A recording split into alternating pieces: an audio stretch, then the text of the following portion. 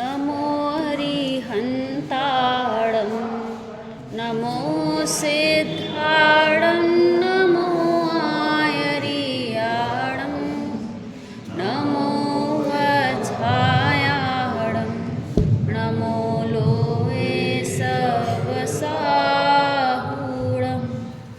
अरिहंत सिद्ध सूर्य उपाध्याय साधु सर्व अर्थ के प्रकाशी मांगलिक उपकारी है। तिनको स्वरूप जान रागते भई जो भक्ति काय को न माये स्तुति को उचारी है। धन धन तो मही से काज सब आज भय कर जोर बारंबार वंदना हमारी है। मंगल कल्याण सुख ऐसो हम चाहत हैं हो मेरी ऐसी दशा जैसी तुम हो मेरी ऐसी दशा जैसी तुम। समता षोडशी पेज नंबर 114। कल तक हमने 13वें छंद तक कर लिया था अर्थ इसका। अब आगे का करेंगे 14, 15 और 16 सब मिलकर एक बार उसका पाठ पढ़ लेते हैं।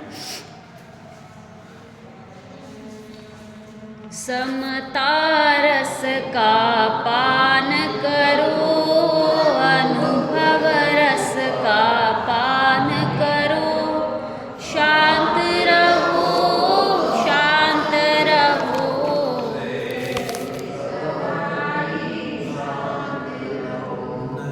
करो नहीं कल्पना संभव 14, 15।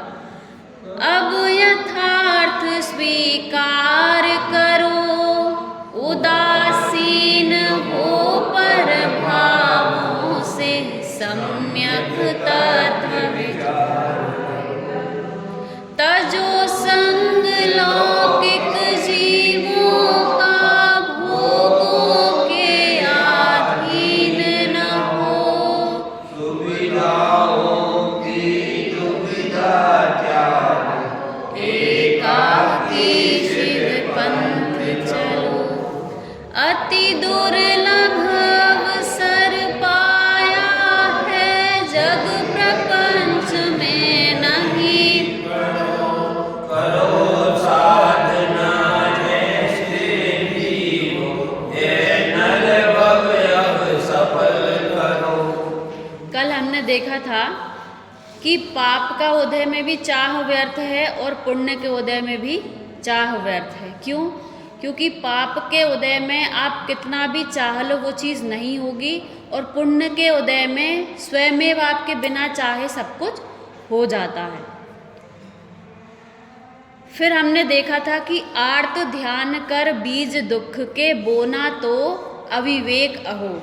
आर्त ध्यान मतलब क्या देखा था हमने कि कोई अच्छी परिस्थिति बन जाए मतलब आपके अनुकूल या आपके प्रतिकूल परिस्थिति बन जाए उसमें राग देश आदि करना ये आर्त रौद्र ध्यान होता है। तो आर्त रौद्र ध्यान ये क्या है? दुख के बीज हैं। और कैसा है? इनको बोना क्या है? अविवेक है। अविवेक मतलब किसे कहेंगे कि विवेक का काम नहीं है, अच्छा काम नहीं है। इन बीजों को बोना ये विवेक का काम नहीं है। क्यों? क्योंकि आर्त ध्यान करेंगे जब हम आर्त ध्यान मतलब क्या होगा कि जैसे कोई प्रतिकूल परिस्थिति है और हम दुखी हो रहे हैं।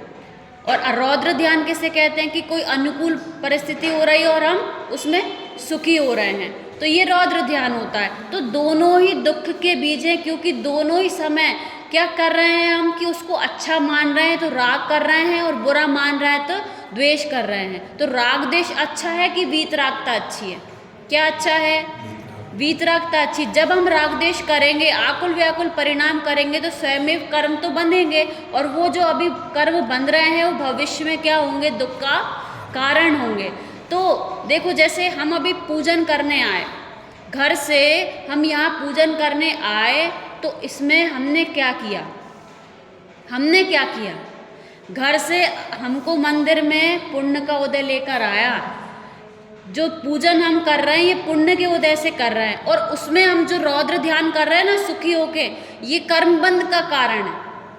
तो हमारा पुरुषार्थ उस समय क्या है कि मैं इनसे भिन्न हूँ, मैं मात्र इसको जानने वाला हूँ, मैं इसका कर्ता नहीं हूँ। जब जब हम कर्ता मानेंगे, कर्तत्व के परिणाम करेंगे, तो कर्म का बंधन होगा और ये भविष्य में दुख का कारण है। तो ये जो पुण्य के उदय से हम यहाँ पर आ गए ना, तो ये हमारा पुरुषार्थ नहीं था, ये पुण्य के उदय से हम यहाँ पर आ गए। तो हमारा पुरुषार्थ क्या है कि यहाँ पर बैठ के भी अपने आप को यदि कर्ता देखेंगे तो बाहर भी कर्ता देख रहे थे और यहाँ भी कर्ता देखेंगे, तो यहाँ आके हमने क्या अपूर्व कर लिया। तो क्या कह रहे हैं कि आर्त रौद्र ध्यान जो हैं वो दुख के बीज हैं, और इनसे विपरीत धर्म ध्यान क्या कि मैं इनका कर्ता नहीं हूँ, मैं कैसा हूँ, मैं मात्र जानने देखने वाला हूँ, ये धर्म ध्यान है, इसमें चित्त को लगाना है, ये है हमारा पुरुषार्थ। बाकी पुण्य के उदय से हमको सारी सामग्री मिल गई, हम मंदिर में आ गए, पूजन कर रहे हैं, स्वाध्याय कर रहे हैं, ये पुण्य का उदय है। अगर पुण्य का उदय नहीं होता, सपोज हमारे घर में कोई घटना घट जाए, कोई बीमार हो जाए, पाप का उदय आ जाए, तो हम मंदिर आ पाएंगे क्या? नहीं आ पाएंगे। लेकिन नहीं आकर भी हम पुण्य कमा सकते हैं, किससे? परिणामों से। यहाँ पर आकर भी जरूरी नहीं है कि सब पुण्य कर्म बांध रहे हों, अपने परिणामों को बिगाड़ के हम पाप कर्म भी बांध सकते हैं। तो हमारा पुरुषार्थ कहाँ है? हमारे चित्त को किस में लगाना चाहिए? धर्म ध्यान में लगाना चाहिए। ठीक है। अब बाहर के संयोग, बुरे अच्छे बुरे की कल्पना करना, हमने देखा ये क्या है। यदि बाहर की कोई चीज़, सपोज ये मोबाइल है, ये मुझे मिल गया, ये अच्छा लग रहा है ना मुझे, ये रौद्र ध्यान है। ठीक है। और यदि यही चीज़ कोई मेरे को जैसा चाहिए था वैसा नहीं मिला और मैं उसमें दुख की कल्पना कर रही हूँ, ये कौन सा ध्यान है? आर्त ध्यान। तो आर्त ध्यान भी बुरा है, रौद्र ध्यान भी बुरा है। ठीक है। ये दोनों कैसे हैं? दुख के बीज हैं। और धर्म ध्यान जो है वो कैसा है? वो कैसा है? सुख का कारण है। क्या लिखा था यहाँ पे? होए निर्जरा बंध ना हो। धर्म ध्यान से क्या नहीं होगी? बंध नहीं होगा। क्या नहीं होगा? बंध नहीं होगा। और क्या होगी? निर्जरा होगी। फिर देखो क्या लिखा है आगे, करो नहीं कल्पना असंभव, अब यथार्थ स्वीकार करो। असंभव कल्पनाएं कैसी? कि पास्ट में, मतलब भूतकाल में हमसे कुछ हो गया या कुछ भी घटना हो गई, तो हम क्या करते हैं? उसको बदलने की, ऐसा हो जाता तो, वैसा हो जाता तो। और भविष्य की भी ऐसी कल्पना करते हैं, ऐसा हो जाए तो, वैसा हो जाए तो। ये कल्पनाएं सच्ची हैं कि झूठी हैं? भविष्य की, वर्तमान की भी, कि वर्तमान में हम ये करें, ये भी कैसी कल्पना है? असंभव कल्पनाएं हैं, क्योंकि हम संयोगों को हेर फेर कर ही नहीं सकते, हम उनको मात्र जान सकते हैं। क्या लिखा है कि ऐसी कल्पना, असंभव कल्पनाएं मत करो, और किसको स्वीकार करो? यथार्थ को स्वीकार करो। यथार्थ मतलब जैसा हो रहा है उसको स्वीकार करने में ही चतुराई है। क्या लिखा है फिर आगे? उदासीन हो पर भावों से सम्यक तत्व विचार करो। पर भावों से मतलब जो राग देश आदि परिणाम है ना जो हमारे हो रहे हैं, ये हमें बुरे लगना चाहिए। पता है हम उदासीन पर से कब होते हैं? जब हमें कोई चीज़ अच्छी नहीं लगती, जब हम उससे उदासीन होते हैं ना। अभी हमारे जो परिणाम चल रहे हैं वो हमें बुरे लग रहे हैं क्या? कभी हम सोचते हैं कि ये परिणाम मेरे नहीं हैं, ये जो मैं जिनमें रति कर रहा हूँ, परद्रव मुझे अच्छा लग रहा है, ये मेरा स्वभाव नहीं है, मुझे बुरे लग रहे हैं। बुरे लगते हैं दिन भर में अपन को? कभी नहीं लगते। यदि हम विचार करेंगे ना तो हमें समझ में आएगा कि ये हमारे परिणाम नहीं हैं। क्यों नहीं है? क्योंकि अभी मुझे कोई चीज़ अच्छी लग रही है। जैसे वही एग्जाम्पल लेते, रसगुल्ला। किसी को रसगुल्ला अच्छा लगता है, तो अच्छा लगता है तो हमेशा अच्छा लगना चाहिए ना, एक दो के बाद बुरा क्यों लगने लगता है? तो यदि वो अच्छा लगता तो हमेशा अच्छा लगता। तो जो एक समय का अच्छा लग रहा है ना, वो सिर्फ मात्र इच्छा की पूर्ति थी उस समय, तो वो अच्छा लग रहा है। तो उस समय विचार करना चाहिए कि ये जो परिणाम था ये कुछ समय का था, तो मैं तो कैसा हूँ? अनादि अनंत हूँ। तो जो परिणाम है, क्षणिक परिणाम मेरा कैसे हो सकता है? तो जो राग था ना उस समय उसको भी जानने का काम उस समय चल रहा था, और अभी भी मैं जान रहा हूँ। तो जो जानने का परिणाम है ना वो कैसा है, वो हमेशा रहता है। सपने में भी हम जान रहे होते हैं, सपने को भी जान रहे होते हैं ना, तो उस समय मेरा स्वभाव छूटा क्या? नहीं छूटा। तो जो स्वभाव है वो कभी नहीं छूटता, और जो विभाव है जिसको हम अपना मान रहे हैं उससे हम यहाँ पर उदासीन होने की बात चल रही है। ये जो भाव है ना वो कैसे हैं? पर भाव हैं। और ये पर भाव हमें कब बुरे लगेंगे? कब बुरे लगेंगे? जब हम तत्व विचार करेंगे। तत्व विचार करने पर समझ में आएगा कि ये मैं नहीं हूं। फिर आगे क्या लिखा है?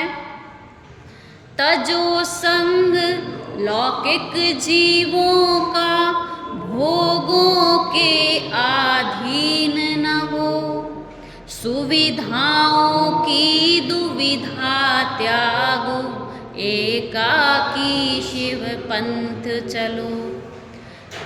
संसार में आता भी जीव अकेला है और जाता भी अकेला है। ऐसे मोक्ष मार्ग पर भी किसी के साथ नहीं चलते, अकेले ही चलना है। किस किस को बांधेंगे हम? जब ये शरीर ही हमारे हिसाब से नहीं चलता तो कोई और क्यों चलेगा हमारे हिसाब से? तो यही कह रहे हैं कि लौकिक जीव जो आपको संसार में फंसाने वाले हैं ना, ऐसे लौकिक जीवों का संग को त्याग दो। त्याग दो मतलब क्या? भगा दो घर से। कोई आए तो भगा दो उन्हें, या किसी के बीच में उठो बैठो मत। अरे भरत जी घर में ही वैरागी 6 खंड के अधिपति थे, 6 खंड के जीव उनसे मिलते जुलते थे, इतने सारे लोग, तो क्या वो मना कर देते थे कि सबसे मिलने की? हाँ, दृष्टि श्रद्धान जहाँ पर बदल जाता है ना वहाँ पे सब कुछ बदल जाता है। केवल अपने परिणामों को बदलना है। जो लौकिक जीव है ना, क्या लिखा है? लौकिक जीवों के संग में रहोगे तो क्या वो क्या करेंगे? आपको भोगों के अधीन ना हो। भोगों के अधीन कैसे हैं हम? सुबह से शाम तक किसके लिए काम कर रहे हैं अपन? अपने लिए या पंच इंद्रिय के भोगों के लिए? सुबह से उठते ही नहाना धोना, खाने की व्यवस्था करना, कमाना, ये सब हम किसके लिए कर रहे हैं? हम भोगों के अधीन हैं। हमें लगता है कि 60-70 साल का जीवन है, इतना छोटा सा जीवन है, कैसे करेंगे? पता है आप यदि हम हमारी इच्छाओं को सीमित कर दें तो जीवन बड़ा हो जाएगा। कैसे? कि यदि हम अभी 10 घंटे काम करते हैं और अपने लिए समय नहीं निकाल पाते, 10 घंटे क्यों करते हैं? कि एक घर तो है अपने पास, एक और लेना है, एक और गाड़ी लेना है, ऐसे ऐसे सुविधाएं लेनी है। तो यदि हम उसको सीमित कर देंगे तो 10 की जगह 5 घंटे काम करेंगे, तो जो बचा 5 घंटे वो किसके लिए हो जाएगा? अपने लिए। और दिन का 5 घंटे अगर बढ़ गया, ऐसे अपने जीवन के बताओ, अगर 75 है ना तो ये मान के चलो 85 या 90 आपकी लाइफ हो गई। तो अपनी इच्छाओं को कम करने से अपना जीवन बढ़ जाएगा। हम फालतू में ही अपना फैलारा बढ़ा रहे हैं और कुछ नहीं कर रहे हैं। किसके अधीन हो रहे हैं? भोगों के अधीन हो रहे हैं। और ये जो भोग है ना, ये अपनी दुविधा को ही बढ़ाने वाले हैं। यदि हम शरीर से श्रम करेंगे ना तो स्वस्थ रहेंगे, और स्वस्थ रहेंगे तो यहाँ पर मन लगेगा जिनवाणी में। और सुविधाओं के अधीन हो रहे हैं तो ये हो रहा है वो हो रहा है और परिणाम नहीं लग रहा है तो कुछ काम का नहीं है। पंडित टोडरमल जी ने मोक्षमार्ग प्रकाशक में दिया है उदाहरण कि जैसे गन्ना होता है ना, गन्ना ना ऊपर का काम का होता है ना नीचे का काम का होता है। कहाँ का काम का होता है? बीज का काम का होता है। और बीज का भी अगर कोई उसका सदुपयोग नहीं करे, ऐसे ही फेंक दे तो पूरा ही गन्ना कुछ काम का नहीं है।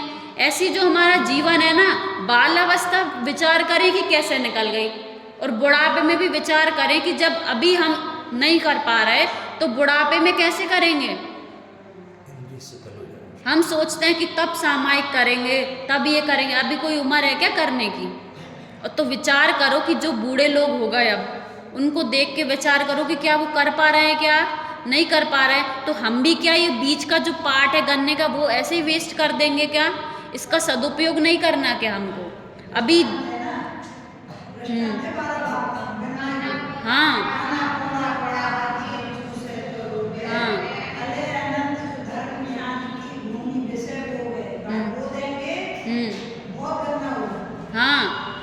उसका सदुपयोग हमें करना है। तो ये लौकिक जीव है ना, पता है हमको क्या लगता है कि जैसे हमने अगर ये लाइन पढ़ ली तो हमें द्वेष होने लगेगा। पता है कैसे? कि यार ये आ गया, ये आ गया, ये तो लौकिक जीव, हमने पढ़ा था लौकिक जीवों को संग को त्यागो। ऐसा नहीं है। अरे जहाँ बैठो ना, कमी हमारी है, जहाँ बैठो वहाँ तत्व चर्चा क्यों नहीं करते? इधर उधर की बातें हमें अच्छी लगती है ना, इसीलिए जिनके साथ बैठो उनके साथ तत्व चर्चा करो। तत्व चर्चा या पता है हम दूसरे के अनुकूल हो जाते हैं, उसको अपने अनुकूल करो ना। यहाँ पे किसके कैसा उदाहरण है पता है? यदि बहुत सारे सेब हों और सड़ा एप्पल उसमें रख दो तो वो सारे एप्पल सड़ जाएंगे कि नहीं सड़ जाएंगे? ऐसी अपनी संगति यदि ऐसी होगी तो हम भी सड़ जाएंगे। संगति का बहुत बड़ा असर होता है। इसलिए कह रहे हैं कि तजो संग लौकिक जीवों का, जिनके साथ रह के आपके परिणाम खराब होते हैं, थोड़ा डिस्टेंस बना लेना चाहिए। क्यों? क्योंकि अपना जो जीवन है ना थोड़ा सा है। यदि कोई धर्म आपके साथ धर्म में नहीं लग पा रहा, विपरीत चल रहा है, पहले तो प्रयास करना चाहिए कि हम जैसे धर्म में लगे कि वैसे उसको धर्म में लगाने की कोशिश करें। और यदि उनके साथ रहकर अगर हम विपरीत जा रहे हैं तो या तो वहाँ जाओ मत, अलग हो जाओ, अपना स्वाध्याय करो, अपनी तत्व चर्चा करो। क्योंकि बहुत कीमत से अपन को बहुत पुण्य के उदय से मनुष्य भव मिला है। अभी आदरणीय सुमत प्रकाश जी के प्रवचन सुन रही थी तो वो बता रहे थे, अपन ने सुना भी है कि मनुष्य पर्याय अपन को कैसे मिली है कि जैसे एक वृक्ष है उसको जला दो और उसकी राख पूरे में बिखर जाए, तो वो जो राख पूरी जो बिखर गई वो सब परमाणु एक साथ मिले और ऐसा का ऐसा वृक्ष बन जाए। इतने जब वो बनेगा इतनी मुश्किल से अपन को मनुष्य पर्याय मिली है, इतने मुश्किल से, और अपन को उसकी कीमत नहीं है अभी कि अपन कहाँ बैठे हैं। पुण्य का उदय किसके लिए मिला है? भोगने के लिए नहीं मिला। जो सुविधा अपन को मिली है भोगने के लिए नहीं मिली। किसके लिए मिली है?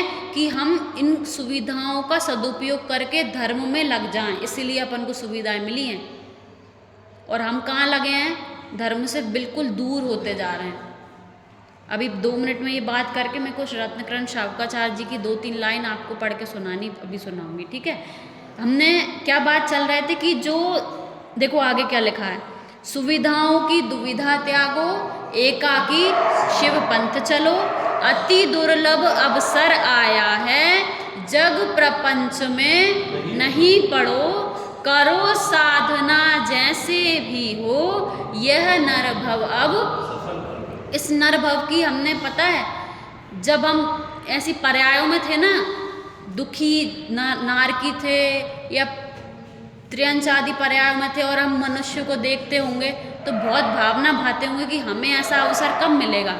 भजन सुना है ना अपन ने, नरक में जिसने भावना भाई, मानुष तन को पाने की, भेष दिगंबर धारण करके मुक्ति पद को पाने की। लेकिन देखो आज ये हालत ममता के दीवाने की, चेतन होकर जड़ द्रव्यों से कैसा नाता जोड़ लिया। चेतन होकर जड़ द्रव्यों के पीछे दौड़ रहे हैं। नरक में कितनी भावना भाई थी, कष्ट में, कि हम एक बार मनुष्य बन जाएं और मुनि बनकर मोक्ष में चले जाएं, और वो अवसर अब आ गया तो कैसे जग प्रपंच में पड़े हैं। जग प्रपंच में नहीं पड़ना है, कैसे भी साधना बने वैसे साधना करके यह नरभव को हमको क्या करना है? सफल करना है। ये अपनी पूरी हुई, मैं वो बात आपको पढ़ के सुनाती हूँ। मैं बहुत दिन से तलाश कर रही थी कि मेरे को जनवाणी में ये बात मिल जाए। कल मेरे को मिली तो मेरे को भावना हुई कि आपको पढ़ के सुनानी। यहाँ पर 42 पेज पर बताया है, इसमें स्नान की आवश्यकता बताइए कि हमें लगता है कि क्या आवश्यकता है स्नान की? एक द्रव्य दूसरे द्रव्य का कुछ करता है क्या? बाहर शुद्धि जरूरी है। बाहर की शुद्धि कितनी ज़रूरी है? देखो इसमें क्या लिखा है, सिर्फ 4-5 लाइन है। जिनेंद्र का पूजन करने के लिए स्नान करना उचित ही है, क्योंकि स्नान करके देव की पूजन स्पर्श करना यह बड़ी विनय है। भगवान को तो हम विनय से छूते हैं। यद्यपि स्नान से शुद्धता नहीं होती तो भी देव के उपकरणों को स्नान करके ही स्पर्श करना चाहिए, धोया हुआ द्रव्य ही चढ़ाना चाहिए। वह देव की विनय ही है, और विनय है वही आराधना है। जो हमारे आराधक होते हैं ना, उनकी विनय अंदर से आती है, बाहर से किसी के प्रेशर से करनी नहीं पड़ती। देखो फिर आगे क्या लिखा है, जब जिनेंद्र के मंदिर के उपकरण भी विनय करते हैं तो जिनेंद्र के आगम की, वाणी की, पूजन के द्रव्यों को भी स्नान करके छूना, हाथ धोकर स्पर्श करना, मंदिर में हाथ पैर धोकर प्रवेश करना, यह भी विनय ही है। सीधी बात कहने का मेरा मतलब ये है कि भगवान को तो सब शुद्ध वस्त्रों से छूते हैं, लेकिन जिनवाणी की भी उतनी विनय करनी चाहिए, क्योंकि देव, शास्त्र, गुरु तीनों बराबर हैं। सोफे पे, पलंग पे चाहे कहीं जिनवाणी नहीं पड़ी जाती, और ना ही वो आपके हृदय में बैठेगी, क्योंकि जहाँ विनय नहीं होगी ना, वहाँ ज्ञान नहीं होगा। ज्ञान विनय से आता है। और हम जिनवाणी को चाहे कहीं कैसे भी हाथों से छू लेते हैं, चाहे कहीं बैठ के पढ़ लेते हैं, कैसे भी अशुद्ध वस्त्रों से छू लेते हैं, ये विनय नहीं है, ये अभिनय है। ठीक है, बाकी की बात